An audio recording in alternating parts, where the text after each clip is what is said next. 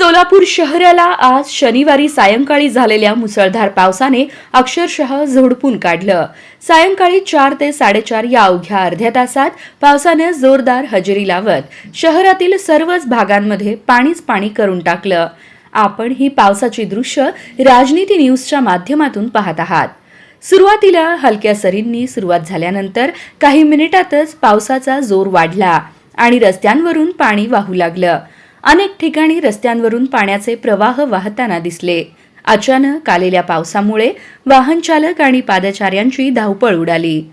दरम्यान या पावसामुळे उकाड्याने हैराण झालेल्या नागरिकांना काहीसा दिलासा मिळाला. या पावसाच्या पाण्यात खेळण्याचा आनंद लहान मुलांनी मनमुराद लुटला. भर पावसात मुलांनी पाण्यात उड्या मारत आणि भिजत आनंदोत्सव साजरा केला. मुसळधार पावसामुळे शहरात काही काळ वाहतुकीवरही परिणाम झाल्याचं चित्र दिसून आलं.